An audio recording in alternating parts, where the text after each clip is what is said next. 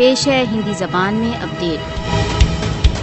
بھارت دوارا अवैध रूप से अधिकृत जम्मू कश्मीर में रक्तपात तथा दमन का एक और वर्ष।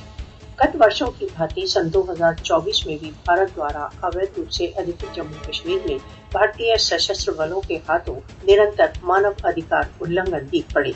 अवैध हत्याएं, टॉर्चर, अवैध नजरबंदियां, जायदादों की जब्ती तथा मुस्लिम कर्मचारियों का नौकरियों से निकाला जाना चारों ओर दिख पड़ा। भारत द्वारा अवैध रूप से अधिकृत जम्मू कश्मीर में 2024 में 100 से अधिक कश्मीरी शहीद तथा 3,400 के लगभग गिरफ्तार किए गए। सन 2024 के वर्ष में भारत द्वारा अवैध रूप से अधिकृत जम्मू कश्मीर में भारतीय सशस्त्र बलों ने 8 महिलाओं को विधवा, 24 बालकों को अनाथ तथा 12 स्ट्रक्चरों को ध्वंस किया।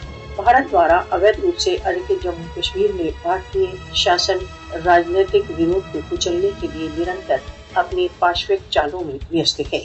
5 अगस्त 2019 के पश्चात से भारत द्वारा अवैध रूप से अधिकृत जम्मू कश्मीर में मानव अधिकार उल्लंघनों में वृद्धि हो गई है।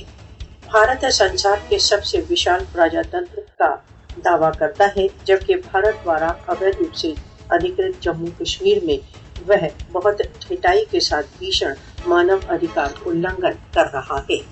कश्मीरी उस समय तक आतंकित रहेंगे जब तक उन्हें राष्ट्र संघ प्रदत्त स्वयं निर्णय का अधिकार नहीं प्रदान किया जाता। सार्वभौमिक अंतरात्मा को भारत द्वारा अवैध रूप से अधिकृत जम्मू कश्मीर की जनता की यातनाओं का समाधान करना चाहिए।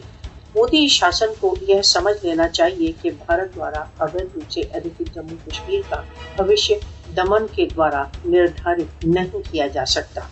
विश्व को भारत द्वारा अवैध रूप से अधिकृत जम्मू कश्मीर में इस समय चल रहे पाशविक दमन को अनुभव करना चाहिए।